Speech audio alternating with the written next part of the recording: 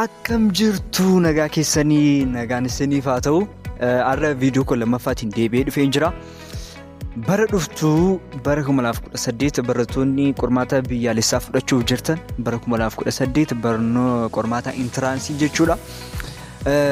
Barattoota 2018 qormaata kana fudhataniif yaada baay'ee gaarii tokko yookaan immoo tiippiiwwan sadii sheer isinii godha.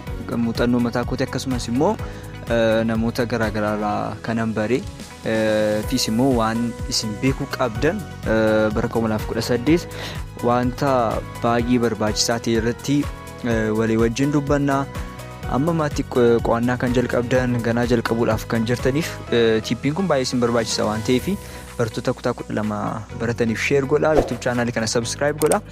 Ani maqaan koo Ilaas Dhaabbataan jedhama. Barataa Jimmaa Yuunivarsiitii waggaa lammaffaati.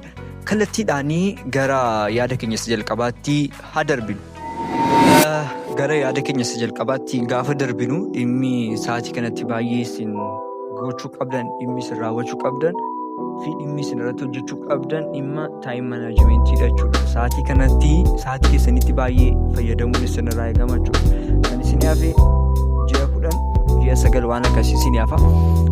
Tarii qorra kanaan duras qo'annaa jalqabdantu ta'a, ganaa immoo jalqabdu ta'a.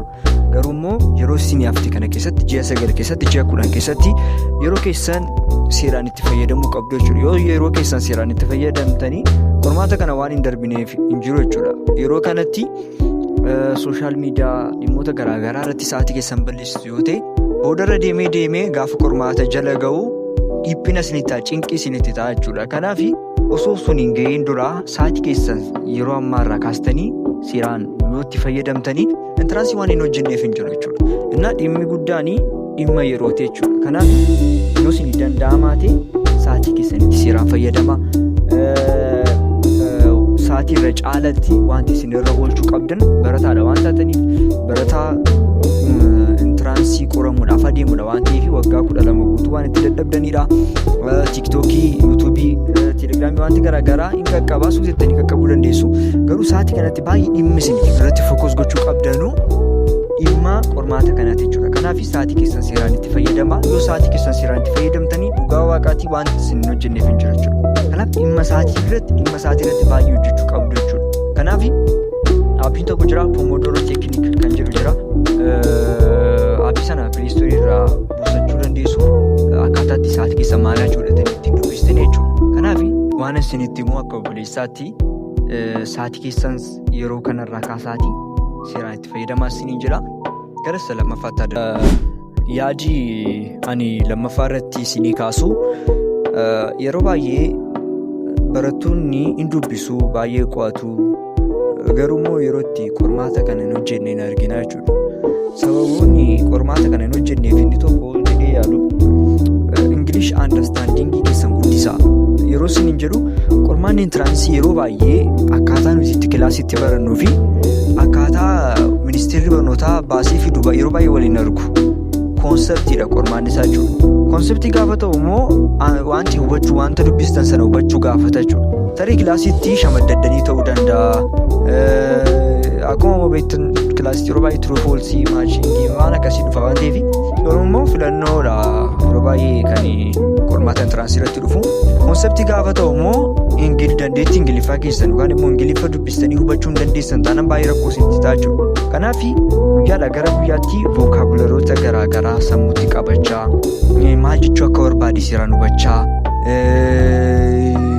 akkasumas immoo saabjektiiwwan ingiliffaa irratti illee piraaktis gochaa yoo deemtanii waan hin hojjenneef hin jiru jechuudha. Innaa ingiliffaa dandeettii ingiliffaa ijoolleen qabanuu yoo mallee baay'ee dubbisuu baatan yeroo itti hojjetan argaa jechuudha. Fakkeenyaaf baay'inaan bara 2016 bara baachii keenya jechuudha. Ijoolleen baay'ee kan darbanii ijoollee gara Finfinneeti jechuudha. Ijoolleen Finfinnee kun kan jarri darbanii fi ja'a dubbisaniif waan ta'e qofa osoo hin taane yeroo baay'ee ingiliffaanii fiilmii garaagaraa ingiliffaan laalu ingiliffaan illee baratu. Innaa yoo ilaaltan jirte immoo ingiliffiyyuu isa kilaasitti baratan miti kan yeroo baay'ee qormaanni ingiliffaa jechuudha. Kan inni dhufu iskilii isaa nama qabu jechuudha. Nama dubbachuu danda'u, nama dubbisuu danda'u jechuudha. Innaa garuu hunda caalatti immoo intiraansii irratti kan isin fayyadu inni kaan hafee bakka andarstaandii gochuu maal jechuu akka barbaade hubachuuni baay'ee murteessaadha jechuudha. Waan jechuu akka barbaadu hubatteetu taanaan waan hin hojjenneef hin jira jechuudha. Kanaaf wanti isin beekuu qabdanuu, wanti isin irratti more focus gochuu qabdanuu vookaabuleroota garaagaraa sammuutti qabadhaa. Aankiin baay'ee isin fayyada asuma irratti jechuudha. Aankii aappii jedhamu tarii gara fuuldaatti isiniin hojjedha waa'ee appilikeeshinoota itti fayyadamtanii. Garuu aankii appilikeeshiniin jira. Akkasumas immoo dikshiinarii garaagaraa irraa walitti qabdanii vookaabuleroota garaagaraa yoo seeraan shaakaltanii baay'ee isin barbaachisa jechuudha. Kanaaf Ingiliffa understand gochuu shaakala Ingiliffa irratti seeraan hojjedhaa. Ingiliffa hin beektu taanaan dhugaa waaqayyooti dandeettiin darbuu keessanii gara parsantii 50tti ol guddata jechuudha. Kanaaf Ingiliffa saabjektii Ingiliffaas haa ta'u, fiilmiiwwan garaagaraa ilaaluudhaan haa ta'u, iddoo garaagaraa irratti Ingiliffa irratti seeraan hojjedhaa isin jira. Samarii kana seeraan Ingiliffa irratti haa hojjetamu isin jira. Yaada sadaffaatti darbu. Yaada sadaffaatti gaafa darbu yaadi koo sadaffaan kun yaada lammaffaa faana wal fakkaata. Garuu immoo yaadi sadaffaa yaada baay'ee murteessaadha. Yaadichis maalidhaa? Qormaata baroota darbanii seeraan hojjedhaa. Qormaata baroota darbanii seeraan hojjedhaa. Gaafa isiniin jedhu qormaata bara darbanii hojjechuun maaliif nama fayyadaa yoo jettanii yaaddani tokko qormaatonni baay'een bifa jijjiirratu malee gaaffiin baay'ee irra deddeebi'a. Kana ani mataan kooyyuu ragaadha jechuudha. Inni lammaffaa immoo qormaata bara darbee hojjechuun qormaanni sun akkamitti akka bahu isiniif gala. Yeroo baay'ee qormaanni intiransii akkaataa nuti itti kilaasiitti barannuu fi akkaataa ministeerri barnootaa gaararraa baasu waliin fakkaatu yeroo baay'ee. Yeroo isiniin jedhu yeroo baay'ee fakkeenyaaf saabjektii Ingiliffaa yeroo baay'ee manni barumsaa baay'ee kan qoru giraamariidha. Garuu immoo gaafa qormaanni gaaraa dhufu kominikeetiif Ingiliishiin jira, paaseejiin jira fi waan baay'ee of keessatti qabatee jira jechuudha. Inni kana immoo piraaktiisiin goone taanaan haaraa isinitti ta'a jechuudha gaafa argitan.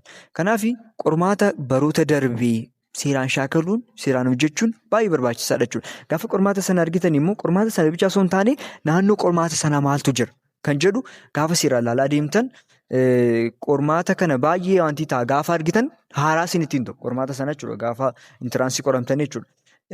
Fiis immoo aappiin tokko jira. Yeroo darbees dubbadheen ture. Aappichi Itiyoomaatiriikidha. Baay'ee keessatti natti fakkaata. Yoo hin beektan ta'e aappiin suni pileestoorii irraa buufadhaati. Birrii 250 waan akkasii kaffalama natti fakkaata. Kutaa kutaadhaan qoodee jira. Qormaata intiransii baroota 2008 kaasee hanga bara 2015tti. Aappii sana seeraan buufadhaati gaaffii baay'ee aappii sanarraa hojjedha. Gaaffii hojjetaniitu taanaan immoo dhugaa waaqaati waan hin darbineef hin jiru jechuudha. Annaa isa kana seeraan beekuun barbaachisaadha jechuudha. Yeroo baay'ee immoo gaaffii gaafa seeraan hojjettanii diiteelii ilaalaa. Seeraan gaaffii sana jalqabaa kaasaatii hamma dhumaatti dubbisa. Namoonni tokko tokko gaaffii sana osoo hin dubbisiin gaaffii tokko mashii dubbisaniitti filannootti fiigu. Filannootti gaafa fiiganii yoo arganii aatti maru. Tarii diin immoo oolii ta'uu danda'a. Nanii ta'uu danda'a. Tarii deebisa dii ta'uu danda'a jechuudha. Seeraan gaaffii hamma dhumaatti dubbisuun hojjechuun baay'ee barbaachisaadha. Waliigalatti yaadi koo kana fakkaataa. Tarii yaadi kun yoo isin fayyade barattoota kutaa 10 sheer godha. Akkasumas immoo yeroo dhiyootti immoo deebi'ee aappiiwwan baay'ee barbaachisoo ta'anii fi gara fuulduraatti maal gochuu akka qabdan akkasumas immoo barattoonni biiginarii taatan amma ammaatti dubbisa kan hin jalqabne jechuun baakgiraawundiin keessan gaarii kan hin taane maal gochuu akka qabdan irratti waan tokko tokko yaada sheer isiniif godha. Akkasumas wantoota gaaffii isinitti ta'e hojjedhu kan jettan yaada keessan naa qooduu dandeessu. Koomentii jala yaada keessan naa ka'a. Akkasumas immoo yuutuubii kana sabiskiraayib godhaa, laayik godhaa, sheer godhaa. Baay'ee isin jaalladhaa. Haga yaadattaanutti wal arginutti nagaatti.